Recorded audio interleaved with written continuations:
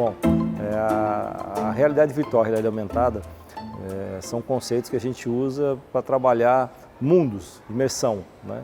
Então, a realidade aumentada é quando você traz um elemento gráfico para o mundo real, né? Dá um exemplo aqui do Pokémon. Pokémon é um exemplo muito bom de realidade aumentada.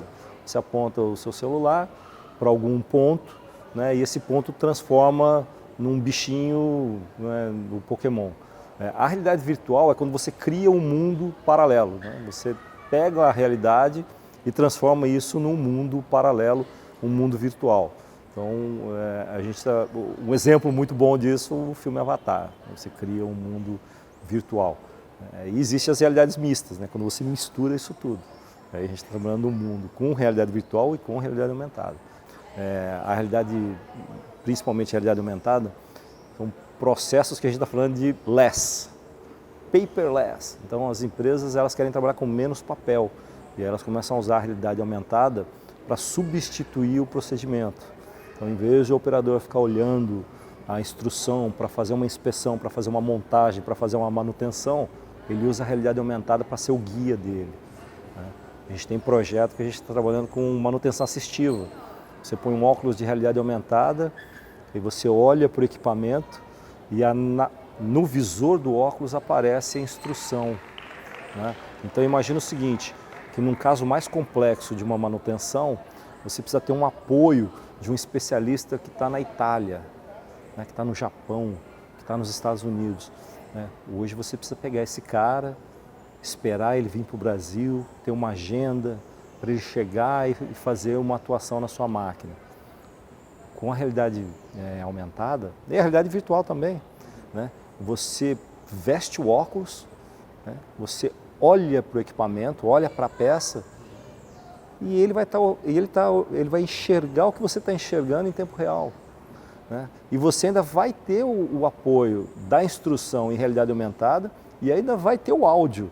Quer dizer, então você vai começar a conversar com ele em tempo real fazendo a manutenção. Então isso já está acontecendo. Então, essas tecnologias vão ajudar muito a ganhar tempo, troca no setup de máquinas, na manutenção, né, na inspeção, está sendo muito utilizado. Hoje essa tecnologia é transversal. A gente vai falar da medicina, né? Hoje já existem salas de telemedicina, você opera à distância, né? Você faz consulta à distância. Hoje já tem computador analisando imagem, né?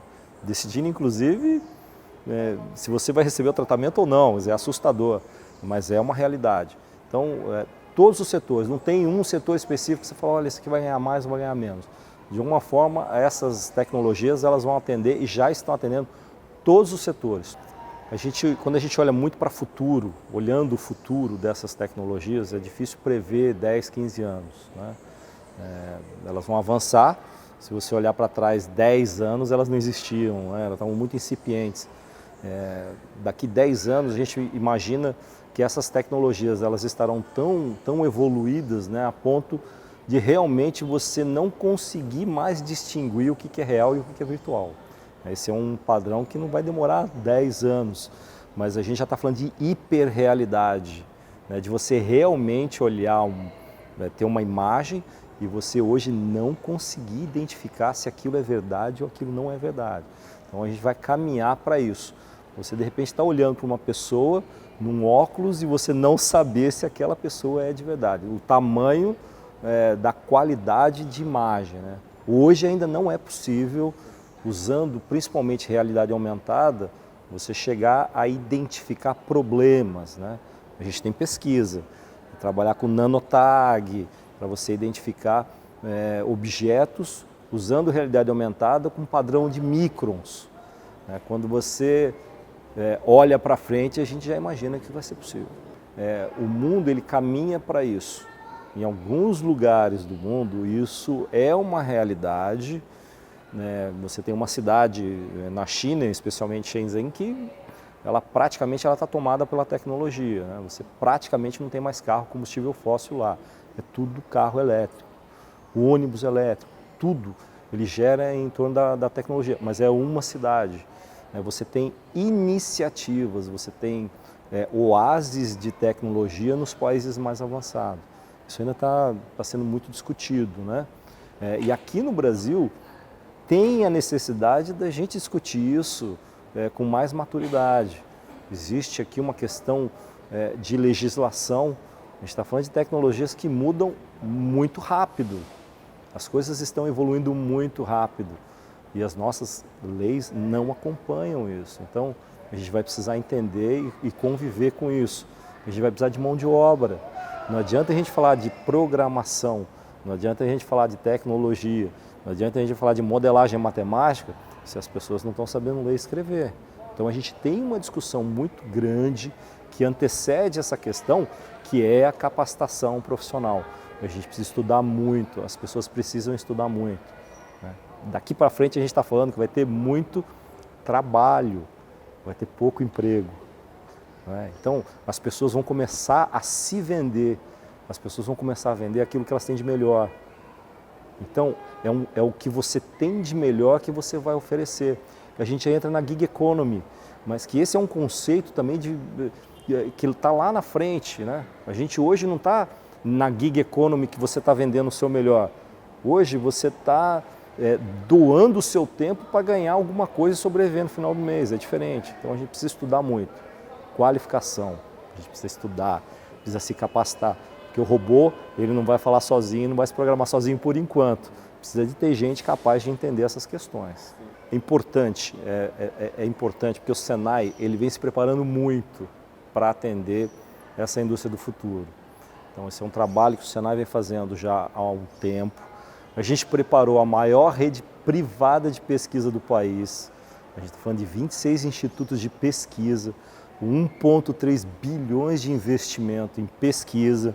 A gente tem uma parceria com o Instituto Fraunhofer da Alemanha. A gente tem uma parceria com o MIT, que nos ajuda, nos assessora e nos audita em relação à maturidade da nossa capacidade de executar pesquisa. E o Rio de Janeiro ele vem se sobressaindo nessa questão da maturidade de fazer pesquisa.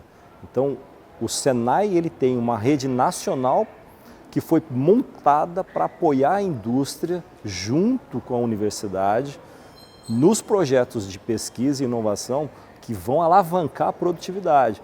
Não adianta, a gente precisa produzir. O país ele precisa de uma indústria forte, porque o que gera riqueza para um país é a indústria.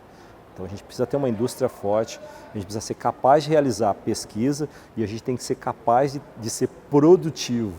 É isso que o Senai se preparou para atender e tem uma informação muito bacana. Tem um site, uma plataforma que a gente criou, chama www.senai40.com.br. Essa plataforma tem curso à distância, de graça, dessa indústria do futuro. Então, ali tem uma plataforma com todos os cursos que a gente tem, olhando o futuro. Tem os cursos que tem uma grade que são pagos e tem cursos de graça. Você pode entrar, você pode pesquisar, você pode aprender, dar esse primeiro passo em direção a esse futuro. Isso é para todo mundo. Para o empresário, nessa plataforma, existe um autodiagnóstico.